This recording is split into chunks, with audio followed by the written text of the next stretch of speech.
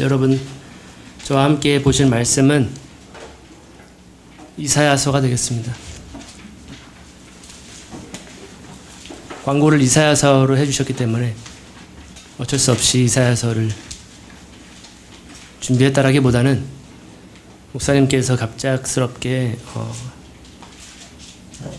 연락을 주셔서 크리스마스와 관련된 말씀을 전했으면 좋겠다, 그런 말씀을 하셔가지고 크리스마스와 관련된 말씀을 찾다가 이사야서, 우리가 좋은 크리스마스와 관련된 말씀이 있기 때문에 한번 준비를 해봤습니다. 너무 급하게 갑자기 연락을 받게 되어서 갑작스럽게 준비를 하게 되었습니다. 매끄럽지 못한 점이 있으면 양해를 해주시고, 코에 이거 뭐였어요? 예. 양해를 해주시고,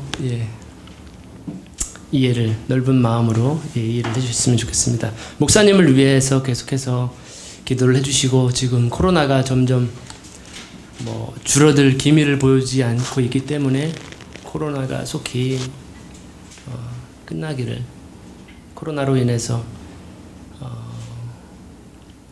그러한 피해를 입는 일들이 속히 마무리되기를. 여러분들 주변에는 코로나 걸리신 분들 없죠? 여러분들 지인 중에는 계신 분 있나요 혹시? 계신 분 있으면 한번 손을 들어보시겠어요? 없죠? 참으로 다행이 아닌가 싶습니다. 제가 아는 분 중에는 걸린 분이 계셔가지고 그게 정말로 무서운 질병이다. 폐에다가 산소호흡기를, 중증, 경증 다 다르겠지만 산소호흡기를 끼고 폐에다가 주사를 계속 맞아야 되고 폐렴이기 때문에 호흡을 하기가 힘들다, 그러한 이야기를 하더라고요. 그래서 우리 가볍게 볼 것은 아니고, 또 그렇다고 우리가 벌벌벌 떨 것은 아니라 우리가 주의를 기울여서 이게 속히 지나갈 수, 하나님의 이 재앙이 속히 지나갈 수 있도록, 우리는 보호함을 받을 수 있도록 그렇게 우리가 근신하는 것이 좋지 않을까 생각이 됩니다.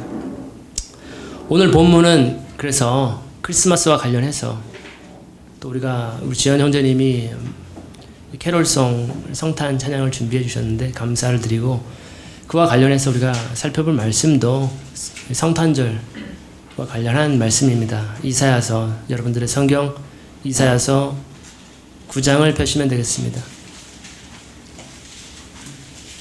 오늘은 딱 7절만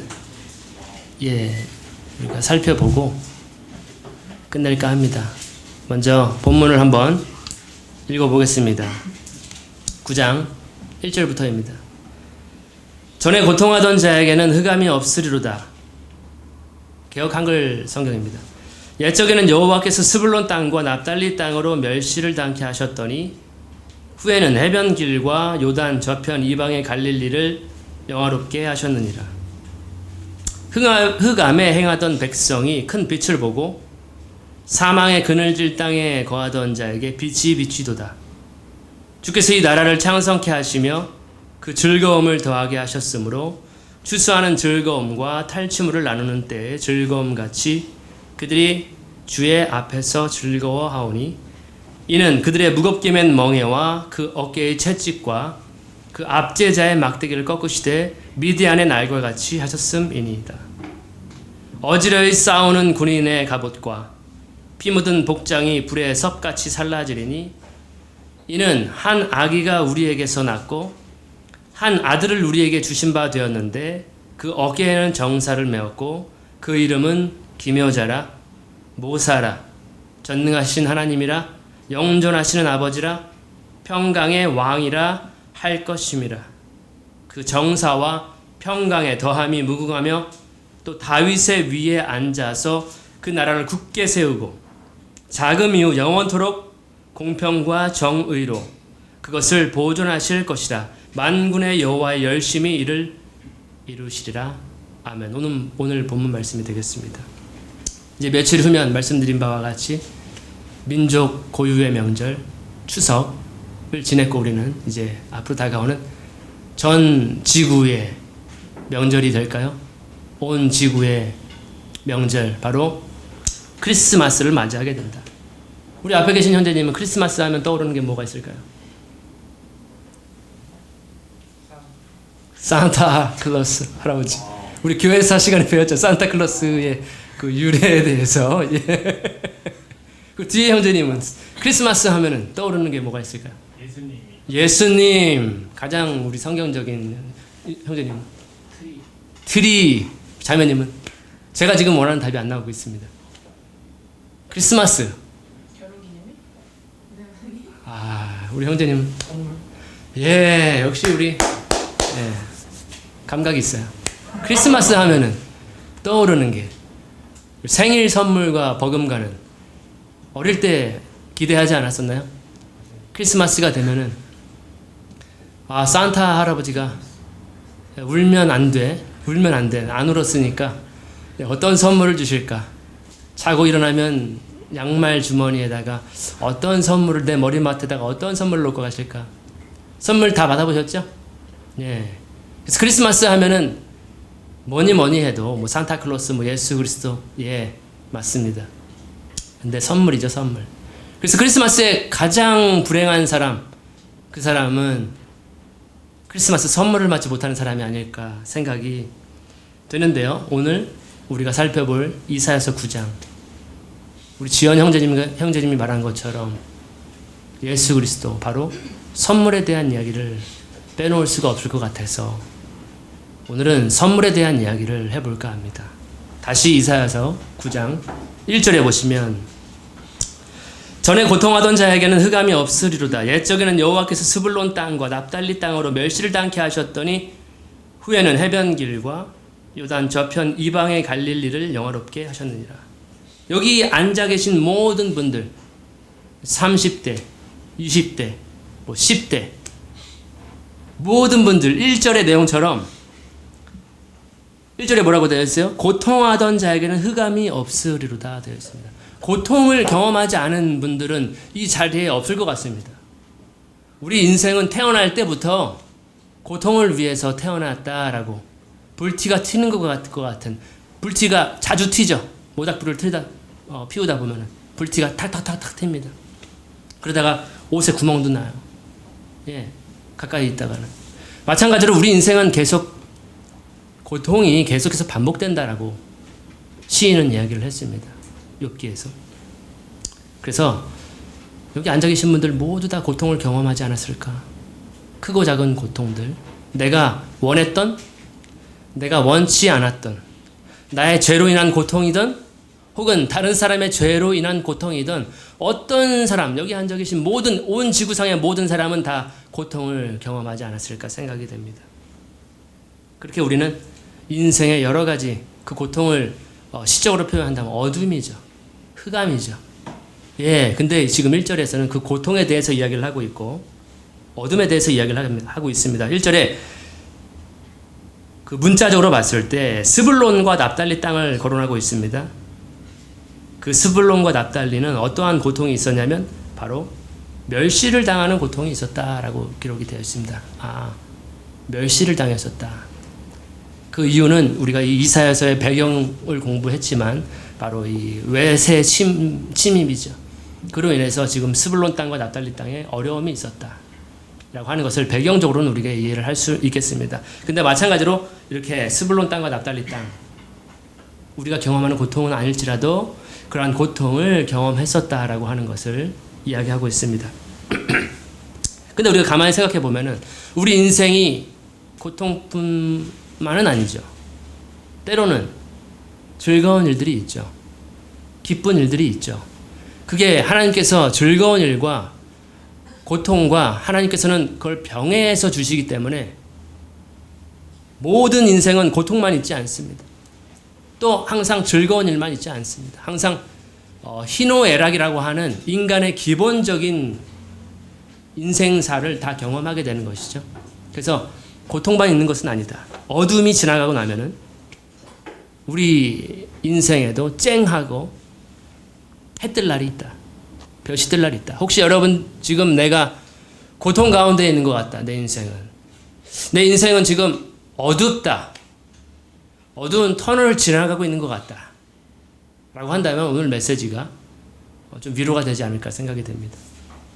그렇게 이 1절대로 스불론과 납달리 땅도, 그 다음에 해변길과 요단 저편 갈릴리도 하나님께서는 그들에게 어떠한 영화로운 일들을 행하실 것이다 라고 하는 그러한 이야기를 하고 있는 것입니다. 2절 보시면 흑암에 행하던 백성이 큰 빛을 보고 사망의 그늘진 땅에 거하던 자에게 빛이 도다. 흑암 속에 거했던 백성에게 큰 빛이, 사망의 그늘 속에 있었던 백성들에게 하나님의 빛이 도다.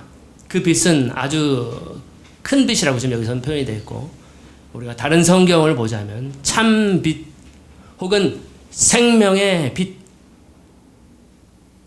대신 그분을 이야기하지 않을까 생각이 되는데, 이 구절과 관련해서 이 구절이 성취되었음을 마태는 기록을 했었죠. 우리가 이사야를 공부하신 분들은 아시겠지만 마태복음 4장 12절부터 우리 한번 보시겠습니다. 한번 펴보시죠. 마태는 이 구절이 성취되었음을 인용하는데 마태복음 4장 12절에서 16절을 인용합니다. 한 목소리로 한번 읽어보겠습니다.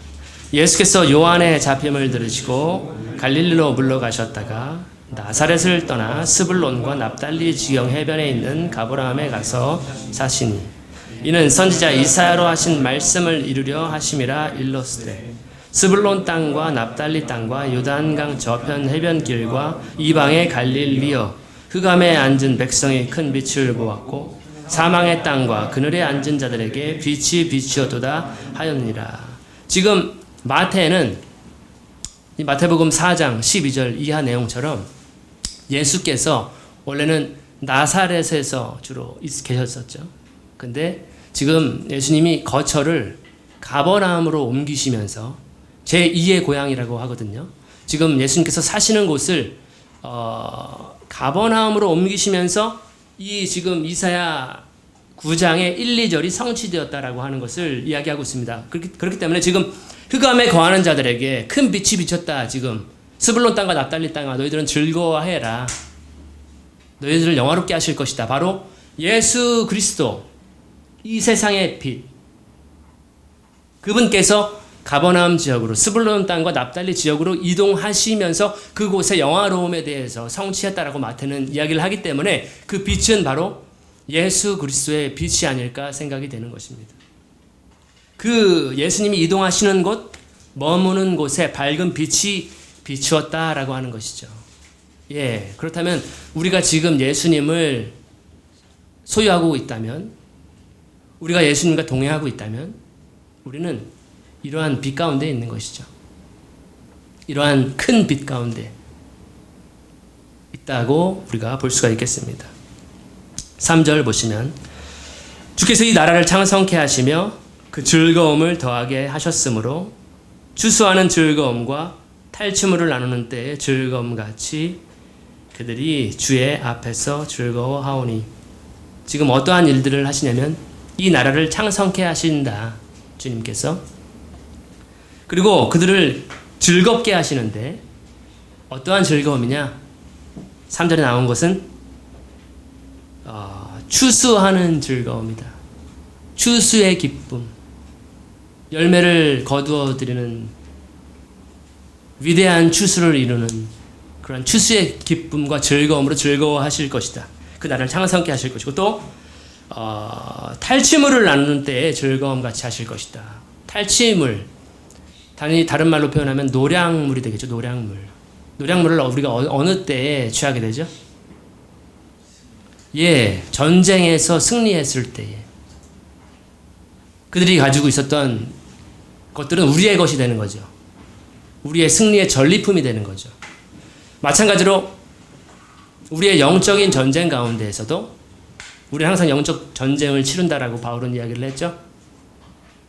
우리 마음속에서 이루어지는 전쟁, 우리 삶 속에서 이루어지는 전쟁, 그 모든 전쟁 가운데는 영적인 문제가 얽혀 있습니다. 근데 그 영적인 전쟁에서도 마찬가지로 우리가 승리를 한다면, 우리가 이긴다면 그로 인한 전리품들을 얻게 되는데 지금 여기서 그러한 즐거움이 있을 것을 스불론 땅과 납달리 땅과 해변 길과 요단 저 건너편과 지금 바로 예수께서 사역하시는 그 장소에 이스라엘 땅에 이러한 나라가 창성케 되고 전쟁에 승리하게 되고 추수하게 되는 기쁨, 즐거움이 넘쳐날 것을 이때 당시에는 이사야 당시에는 그런 것이 없을지라도 그래서 이러한 예언들은 예수님의 초림 때에 부분적으로 성취가 되는 것이고요.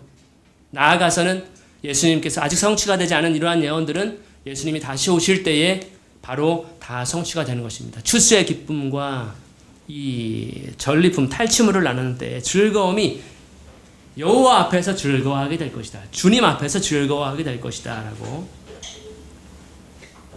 하나님은 이렇게 어두운 가운데 거했던 땅이라 할지라도 어두운 흑암 가운데 거했던 백성이라 할지라도 바로 빛이신 그분을 보내셔서 이러한 놀라운 즐거움과 기쁨과 축복으로 변케 하신다라는 것을 우리는 알 수가 있습니다. 하나님은 그러한 일들을 어제도 하셨고 오늘도 하실 수 있고 또 앞으로 장차 또 이러한 일들을 하실 수 있다라는 것을 이사야는 지금 이야기하고 있습니다. 그리고 예수님 당시에는 지금 이러한 주님 앞에서 그들이 즐거워했다. 추수의 기쁨을 경험했다.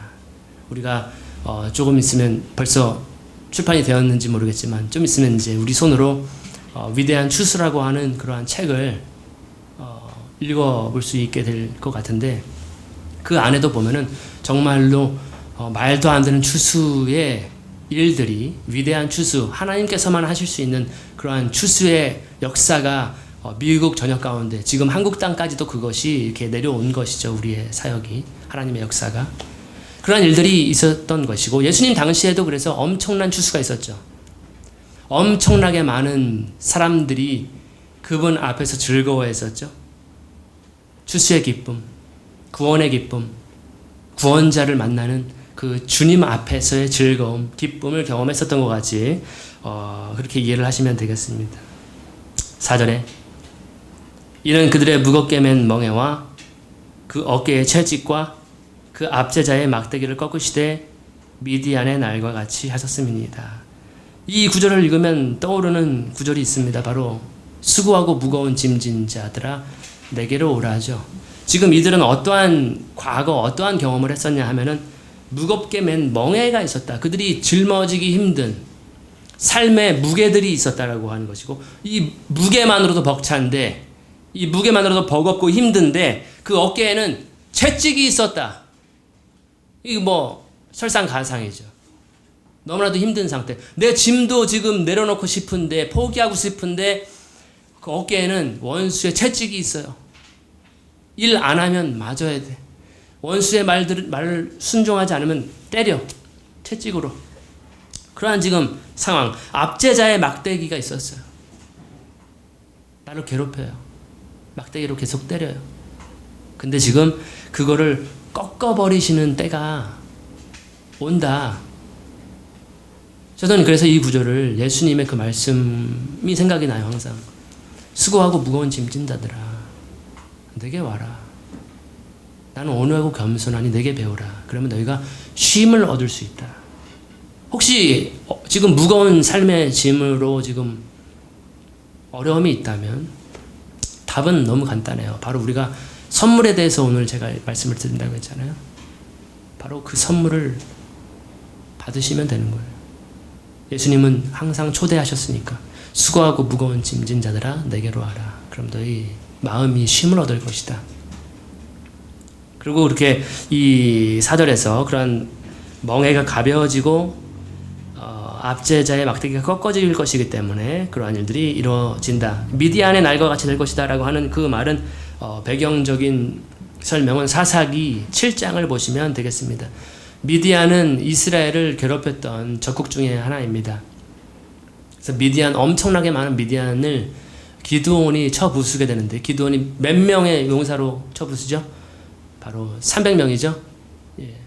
300명이라고 하는 너무나도 적은 숫자로 그들을 쳐부시는데 사사기 7장을 보시면 그래서 전쟁은 여호와께 속한 것이 맞다라는 것이고 우리가 직면하는 모든 전쟁은 여호와께서 승리를 거두신다라는 것이고 우리의 방법대로는 안 된다라는 거예요. 우리의 힘으로는 원수는 너무나도 강하다는 거예요. 원수는 골리앗이라는 거죠. 우리는 이길 수가 없어요. 우리 힘으로는. 그는 거인 같고 우리는 메뚜기와 같은 존재라는 것을 성경은 이야기해요. 어쨌든 미디안의 날처럼 기드온은 300명의 용사를 데리고 항아리에다가 이렇게 어떻게 횃불 같은 걸 숨겨가지고 했는지 모르겠지만 그 부분을 읽으면 아시겠죠. 그들이 다 서로 자기 아군을 막 쳐요. 그래서 엄청나게 살육이 일어납니다. 기드온이 죽인 게 아니라 서로 막 자기들끼리 싸우게 되는, 하나님께서 그들을 치신 거죠. 적들이 서로를 막 죽였어요. 그래서 이 전쟁은 기드온을 통해서 하나님의 능력으로, 하나님의 힘으로 승리를 거두게 되는 그러한 일들이 일어날 것이다라는 것을 지금 4절은 이야기하시는 거죠. 내 힘이 아닌 하나님의 능력으로, 힘도 아니고 능력도 아닌 여호와의 성령으로, 여호와의 신으로, 하나님의 능력으로 이 모든 것이 전쟁에 승리하게 된다. 그래서 이 이야기는 과거 지금 이사야 시대를 보세요. 기드온은 이사야 시대에 봤을 때 과거 인물이에요. 근데 지금 이사야는 그 이야기를 다시 자기의 글에다가 쓰고 있는 거예요. 그래서 또 이러한 일들은 일어날 것이다라는 이러한 승리, 이러한 전쟁에서의 승리는 그리스도로 인해서 다시 한번 또 일어날 것이다라고 하는 것을 우리는 예견할 수 있는 거예요. 5절에 어지러이 싸우는, 거의 다 왔습니다. 거의 다 끝났어요. 어지러이 싸우는 군인의 갑옷과 피 묻은 복장이 불에 섭같이 살라지리니, 이러한 엄청난 승리가 있을 것이기 때문에 군인의 갑옷과 피 묻은 옷은 더 이상 필요가 없겠죠. 우리의 전쟁은 끝날 때가 있다라는 것입니다. 더 이상 하나님의 전신갑주가 필요가 없을 때가 올 수 있다라는 것입니다. 그분께서 오신다면 모든 전쟁이 다 이 땅 위에서 모든 전쟁이 다 끝나버리는, 종식되는, 전쟁의 종식을 선언하는, 범지구적으로 이 온 우주적으로 모든 전쟁이 끝났다. 우리들의 개인적인 삶 속에서의 전쟁도, 우리들이 직면하고 있는 지금의 영적인 전쟁도 끝날 때가, 종식이 선언될 수 있다. 바로 평화의 통치자, 바로 오늘 우리가 살펴보는 이분이 오신다면 끝난다라는 것을. 그래서 모든 군인의 갑옷과 이 복장들이 불에 다 타버릴 것이다. 이것이 누구로 인해서 이루어지는가? 이 엄청난 일들, 이 말도 안 되는 일들이 누구를 통해서, 이거는 how to가 아니에요. 성경은 항상 누구로 인해서 이것이 이루어지겠는가라고 하는 것이죠. 어떻게가 아니라는 거죠. 다음 절은 누구를 통해서 이 일이 이루어지는지를 설명해 주고 있습니다. 바로 한 아기를 통해서 이것이 이루어진다는 거예요. 이거 굉장히 재밌죠. 아이러니하죠. 지금 엄청난 이야기들을 지금 앞에서 이야기한 거예요. 이거는 우리로서는 이룰 수 없는 일들이에요. 근데 지금 이사야는 한 아기를 통해서 이것이 이루어질 것이다 라고 이야기하고 있습니다. 아기는 연약해요. 갓 태어난 아기를 제가 알아봤는데 누구의 도움이 없으면 살아갈 수 없는 존재예요. 아기는. 아기의 생명은 정말 귀해요. 그래서 지금 우리가 지금 법을 이렇게 막 뜯어 고치려고 하는 그러한 움직임이 우리 한국 땅에도 있죠. 뱃속에 있는 이 아기의 생명이 언제부터 아기일까라고 하는, 그래서 그것을 명명할 때, 정할 때 심장이 생기는 때부터 아기에게 가장 먼저 생기는 것이 바로 이 심장이에요. 그래서 수정이 되고 착상이 되면 세포가 계속 분열을 하면서 이렇게 많이 보셨죠? 번데기와 같은 그러한 모습을 하게 되는데, 거기에서 심장이 뛰는가 안 뛰는가로 이 아기가 제대로 임신이 되었는가 안 되었는가를 우리는, 의사들은 식별을 하는 거예요. 심장 소리를, 기술이 좋아져서 거기다가 초음파 이 기계를 딱 대면은 심장 소리가 들려요. 그때부터. 정말로 신기해요. 정말 생명은 신비한 건데, 아무튼 지금 이러한 모든 일들이 누구로부터 이루어지는가? 바로 한 아기를 통해서 이루어진다. 이 아기는 우리가 아는 바와대로 남자를 통해서 임신된 것이 아니에요. 죄인을 통해서 임신된 것이 아니라 바로 성령이 잉태하게 된 거예요. 성부, 성자, 성령 한 분이시죠. 한 하나님이시죠. 근데 그 성자 하나님께서 육체를 입고 오실 때에 바로 성령으로 그 잉태, 여자의 몸에서 잉태가 된 거죠. 사람의 걸 받은 것이 아니에요. 그래서 성령으로 잉태된 아기라는 것, 그 다음에 이 아기는 여자의 후손이라는 건 창세기에서 우리가 공부했던 여자의 후손이라는 것. 그래서 처녀의 몸에서 남자의 후손이 아닌 여자의 후손이라고 명시했던 이유가 있다는 것. 그 아기를 지금 이야기하는 것입니다. 6절 보시면 이는 한 아기가 우리에게서 낳고 한 아들을 우리에게 주신 바 되었는데 그 어깨에는 정사를 메었고 그 이름은 기묘자라 모사라 전능하신 하나님이라 영존하시는 아버지라 평강의 왕이라 할 것임이라. 우리 너무 많이 우리 읽었던 부분이죠. 우리 형제님은 익숙하지 않은 성경일 수도 있겠지만 성경을 우리가 조금 신앙생활 좀 길게 하신 분들은 이거 크리스마스 때마다 혹은 미국의 문화권에서는 매 크리스마스 때마다 읽는 구절이 바로 이 구절이에요. 그래서 제가 준비한 이유이기도 한데 지금 이 아기에 대해서 이야기를 하는데요. 이 6절은 두 부분으로 나눌 수가 있습니다. 첫 번째로는 이 아기는 우리에게서 났다. 우리 인간들 사이에서 태어난 아기다. 그 다음에 한 아들을 우리에게 주신 바 되었다. 하나님으로 입장에서는 아들을 주신 것이고요.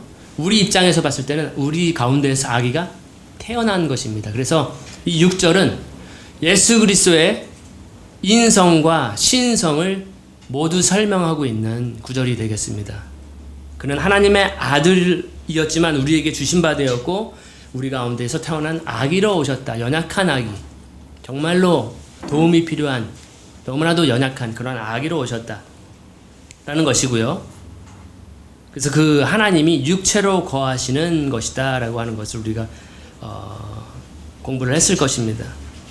바로 예수 그리스도고 메시아와 관련된 이야기입니다. 바로 육체를 가지고 오신 하나님이라고 하는. 예. 놀라운 건 신비라고 하면 신비죠. 놀라운 일이죠. 왜냐하면 인성, 이 사람은 제한적이거든요. 한계가 있죠. 배고픔도 있고 이 3차원의 한계가 있고 연약함이 있고 상처도 피곤함도. 근데 그 하나님이라고 하는 신성은 제한이 없습니다. 그분은 모든 것을 아시는 분이시고 어디든 편재하시고 아무튼 신성과 그 인성이 조화가 되신 완전한 100%의 사람이고 완전한 100%의 하나님이신 그분이 지금 그분을 지금 설명을 하는 것입니다. 이사야서는 이 6절은 이게 바로 이제 크리스마스라는 거죠. 바로 예수 그리스도의 탄생, 이렇게 아기가 태어날 것.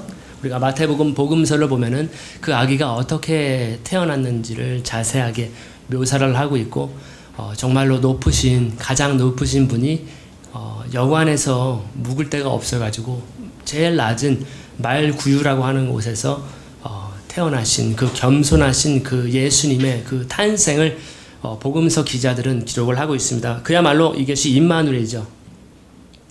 예수 그리스도고 바로 이게 모든 것의 크리스마스의 모든 이야기는 바로 지금 이 이야기라는 거예요. 제가 아까 물어봤죠. 크리스마스 하면 뭐가 생각이 나는가? 여러 가지 산타클로스도 있었고, 예수님이라고 하는 형들도 있었고, 결혼기념일이라고 하시는 분들 그건 저에게만 국한된 일이고, 다른 분하고 전혀 상관이 없는 일이잖아요. 어찌 됐든 이것이 바로 크리스마스의 핵심이죠. 이게 전부죠. 크리스마스에 대한 모든 것이 바로 예수 그리스도에 대한 날이 바로 크리스마스입니다. 우리가 지원 형제가 아까 이야기했었죠.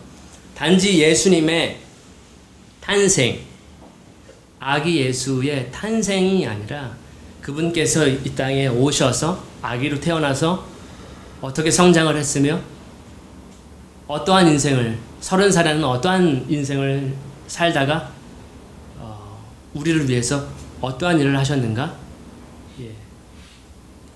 그리고 장차 그분께서는 다시 오실 것이라는 그 약속을 주고 올라가셨고 우리는 지금 그 크리스마스를 우리는 기념해야 된다. 예. 그 이야기를 한 것입니다. 과거 저의 삶을 돌아보면 크리스마스 하면은 저도 똑같이 선물에 대해서 생각하고 나이가 좀 차고 이제 산타 할아버지가 없는 것을 알게 되고 선물을 저녁에 우리 아버지가 갖다 놓으셨다는 것을 알게 되고 머리가 크면서 크리스마스 하면 항상 생각났던 것은 뭐냐면 그거였습니다. 크리스마스인데 올해도 나는 혼자인가? 우울하다. 요즘 옛날에 표현 이런 게 많이 있었습니다. 우울하다. 야, 나는 올해도 혼자 크리스마스를 보냈다니. 누군가 내 옆에 있었으면 좋겠다. 저 연인이 이렇게 밖에서 크리스마스 캐롤이 울려 퍼지면서 즐겁게 히히 낙낙하고 가는 그 모습을 보면 왜 이렇게 부러워? 부러우면 지는 건데 나는 왜 이렇게 부러워했는지. 그래서 크리스마스 하면 항상 저는 그러한 그 연인에 관련된 로맨스, 누군가 내 옆에 있었으면 좋겠다.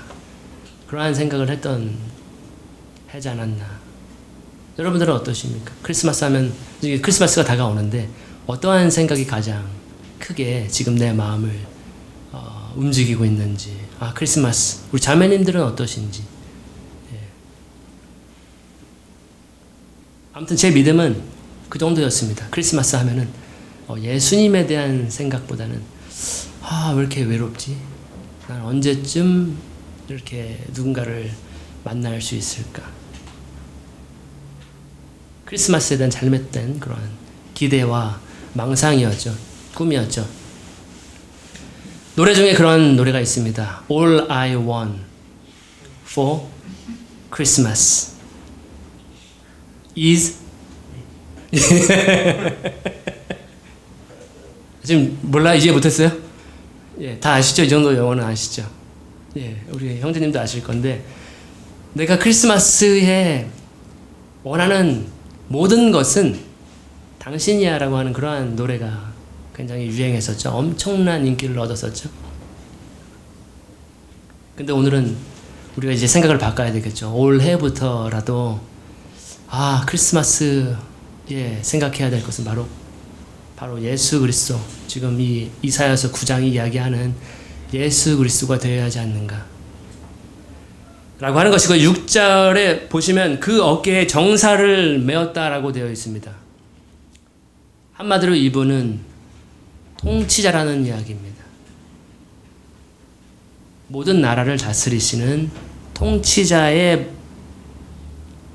될 것이다. 한 아기로 오시지만 어깨에 정사를 맨 분이시다. 그래서 무엇을 이루시는가? 바로 3절부터 5절까지의 내용들 우리가 살펴본 나라를 창성케 하시고 즐거움을 더하시고 추수와 같이 그 전리품들을 나누는 전쟁의 승리와 같이 그러한 것들을 이루게 되시고 무겁게 맨 멍에들 압제자를 끊어버리시고 그 다음에 5절에 모든 군인들의 옷들을 다 태워버리는 전쟁을 종식시키는 그러한 일들을 이루실 어깨에 정사를 매신 분이다라는 것을 지금 이야기하고 있고요. 6절 이제 다음부터는 그 이름에 대해서 언급을 하고 있습니다. 그분의 이름. 첫 번째로 기묘자입니다. 영어로는 wonderful이죠. wonderful. 놀라운 분이라는 뜻입니다. 기묘하신 분이시다. 왜냐하면 놀라운 일을 행하시는 뿐 아니라 그분 자체가 놀라운 분이시라는 것을 이야기하고 있습니다. 말도 안 되는 분이시죠. 하나님이 어떻게 육체를 가지고 올 수가 있는가? 하나님이시면서 어떻게 사람인가라고 하는 완전히 우리의 생각을 넘어서는 그러한 분이십니다. 놀라운 기묘자라는 것입니다. 두 번째로 그의 이름이 모사라고 이야기하고 있습니다. 모사. 영어로는 카운슬러죠. 풀지 못하는 어려운 문제가 없으신 분이에요. 그분을 만나면, 그분께 상담을 받으면, 그분의 대화 몇 마디면 모든 인생의 문제는 다 해결된다라는 상담자라는 거죠. 카운슬러라는 거죠. 세 번째로는 전능하신 하나님이라고 이야기하고 있습니다. 힘과 능력이 뛰어난 하나님, 그분은 신성을 가지고 계신 하나님이시다라는 거. 그 다음에 4절에 네 번째로는 영존하시는 아버지다. 영존하시는.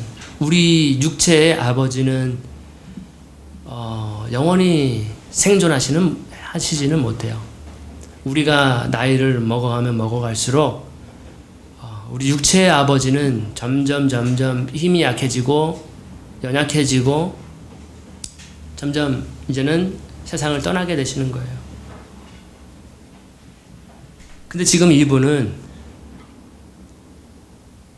영원히 존재하시는 아버지라는 거죠. 우리 각자가 가지고 있는 아버지에 대한 개념이 어떠하든지 간에 이분은 영원히 존재하시는 아버지라는 거예요. 나를 떠나지도 아니하시고 아버지로서 나를 책임지시고 나에게 공급해 주시고 모든 것을 무한한 사랑으로 무한한 공급으로 공급해 주시고 나를 영원히 보호해 주시고 나의 책임자 보호자가 되시고 공급해 주시는 그러한 분이시라는 것을 이야기하고 있습니다. 아버지라는 이름을 가지고 있다. 영존하시는 아버지. 그 다음에 마지막으로 다섯 번째로는 평강의 왕이라고 표현하고 있습니다. 그분은 샬롬 왕이라는 거예요. 샬롬. 평화의 통치자라는 거죠. 그래서 그분의 통치는 세상 어떤 왕들과 다르다는 거. 어떤 압제와 어떤 구박과 압박과 이런 것이 아니라 그분의 통치는 샬롬으로 이루어진다라는 거죠. 샬롬 왕이다. 이분이 이 모든 것을 이루신다는 거. 이분은 이미 2000년 전에 이 땅 가운데 오셨었습니다. 이미 오셨어요. 지금 우리가 사는 시대에는. 근데 그분의 다시 오심은 아직 이르지 않았습니다. 그래서 우리는 이미와 그분의 이미 오신 것과 아직 오시지 않은 그 사이에 우리는 살고 있는 것입니다. 하지만 예수님께서 이 땅을 떠나가실 때에 감난산에서 올라가실 때에 그분께서 하신 약속이 있어요. 내가 세상 끝날까지 너와 함께 할 것이다. 그분은 우리를 떠난 적이 한 번도 없습니다. 그분이 육체를 가지고 이 땅에 오시기 전에도 그분은 우리를 만세 전부터 우리를 보시고 우리를 아셨어요. 우리가 모태에서 우리 형질이 이루기 전부터 우리를 알고 보셨어요. 우리가 무슨 말을 하기도 전에 우리 생각을 다 아시고 나의 앉고 일어섬을 아시고 나를 그분께서 안아주셨어요. 그 시편 기자는 그것을 모두 다 표현하고 있죠.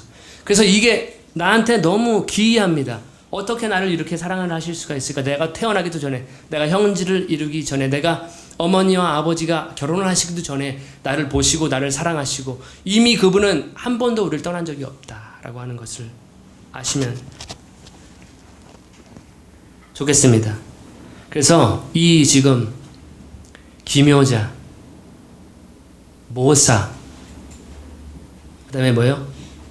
전능하신 하나님, 영존하시는 아버지, 평강의 왕.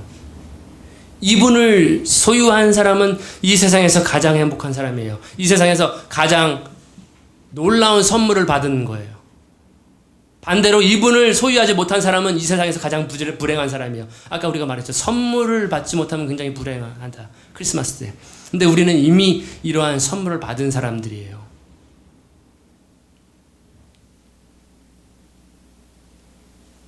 우리는 가장 행복한 사람이에요. 주께서 사랑하시는 사람이에요. 이 선물을 우리는 받았어요. 이 선물은 너희에게서 난 것이 아니라 하나님의 선물이라고 하는 것. 구원을 받은 백성입니다. 우리는. 우리는 그리스도를 소유한 그리스도인이에요. 근데 문제는 뭐냐면 여기서 우리가 이야기가 딱 끝나면 좋은데 이 놀라운 선물을 우린 다 받았어요.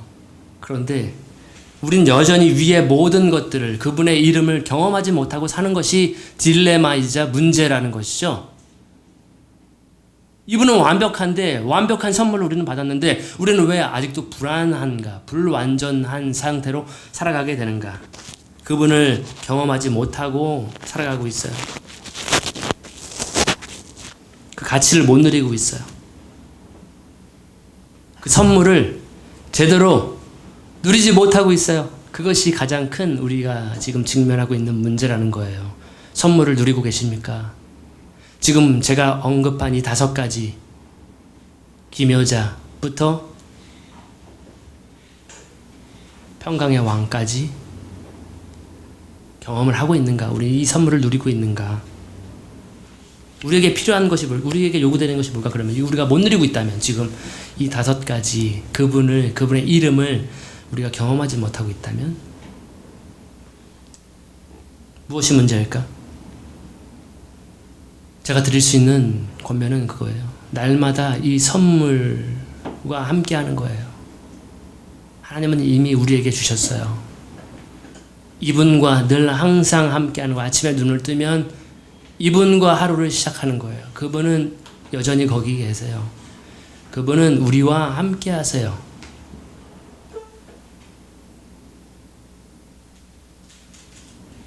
그분을 소유하는 것, 그분과 함께 하는 것, 그분과 날마다, 때마다 그분과 교제하는 것, 그분과 대화하는 것,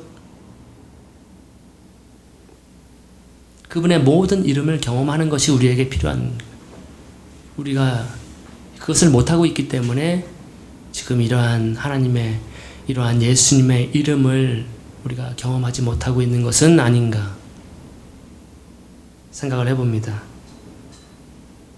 그렇게 했을 때 우리는 진짜 크리스마스 선물을 제대로 받고 또 제대로 그 선물을 누리면서 더 큰 즐거움으로, 추수 때의 즐거움보다, 기쁨보다 더 큰 즐거움으로, 전쟁에서 그런 탈취물을 나누는 것보다 더 큰 즐거움으로 날마다 우리는 주의 면전에는 영원한 기쁨이 있다라고 이야기를 하고 있잖아요.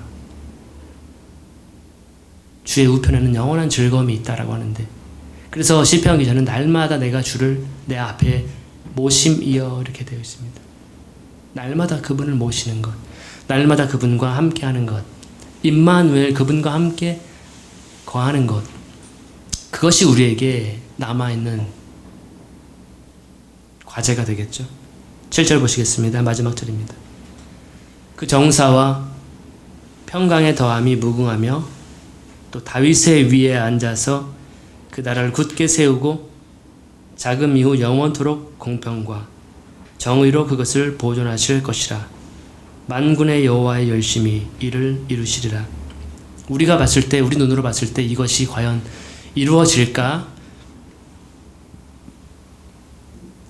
과연 이게 가능할까? 라고 생각을 하시겠지만 그분께서 시작하신 일은 그분의 열심이 있기 때문에, 그분께서 이미 계획하신 것이기 때문에, 신적인 작정을 하신 것이기 때문에 그 누구도 이 하나님의 열심, 만군의 여호와의 열심을 막을 수는 없어요. 그래서 그분은 그 정사와 평강의 더함이 무궁하게 할 것이다. 그분의 통치와 평강이 무궁하게 영원토록 지속될 것이고, 그분은 다윗의 후손으로서, 다윗의 뿌리, 유다 지파의 사자로서 다윗의 보좌에 앉아서 그 나라를 굳게 세우실 것이다. 다윗의 뜻이 혹시 아시는 분 계신가요? 다윗의 뜻은 사랑받는 자입니다. 예수께서 침례를 받고 올라오실 때 이는 내 사랑하는 아들이요, 내가 저를 기뻐한다, 심히 기뻐한다. 아무튼 다윗의 보좌에 앉을 것입니다. 그리고 그 나라를 굳게 세우실 것이고, 나라는 하나님의 나라가 되겠죠. 그 나라는 영원한 나라가 될 것이라는 것이고, 그 한 아기를 통해서 그 나라가 이루어질 것이다 라고 하는 예언을 하는 것이고요. 정의로 그것을 보존하실 것이라. 만군의 여호와 열심히 일을 이루시리라. 이것이 우리가 크리스마스를 맞이하면서 항상 생각해야 되는 구절이 아닌가 생각이 됩니다. 그분은 기묘자, 그 다음에 그분은 카운슬러, 전능하신 하나님, 영존하시는 아버지, 평강의 왕. 그래서 이번 크리스마스에는 그분과 더욱더 깊은, 그분을 더욱더 알아가는, 그분과 더욱더 깊은 교제를 그냥 귀로 듣던 그분이 아니라, 성경을 통해서 배웠던 그분이 아니라 정말로 이 말씀이 육신되는 그분과의 친밀한 교제, 그러한 선물을 누리는 그러한 일들이 이번 크리스마스에는 이루어지면 참 좋겠다 해서 이 말씀을 준비를 해봤습니다. 너무나도 급조했기 때문에, 갑작스럽게 제가 이걸 받았기 때문에 조금 좀 흐름상 매끄럽지 않았었지만, 제가 전달할 할 수 있는 메시지는 전달되었다고 봅니다. 여러분들 한 사람 한 사람 그 선물을 정말로 충만하게 누리는, 이미 그분은 완벽한 선물이라는 것, 하나님으로부터 이미 우리에게 주어졌다라는 것, 그분을 우리를 사랑하신다라는 것, 우리를 너무 사랑하셔서 우리를 대신해서 죽으셨다는 것, 그 다음에 죽으실 뿐만 아니라 다시 부활해서 우리와 다시 하나 되는 날을 기다리고 있다는 것, 이것이 크리스마스의 주제가 아닐까 생각을 해봅니다. 그러면 기도로 마치겠습니다.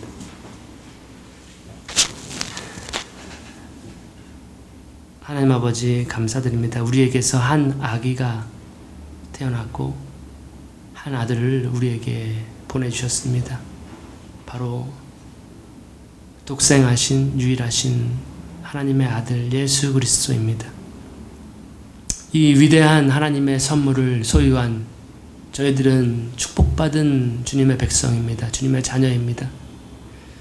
날마다 이 위대하신 예수님의 이름이 더욱더 높아지기를 기도합니다. 우리의 입술 가운데에서 항상 이분을 향한 찬미의 제사가, 고백이 흘러넘치기를 기도합니다.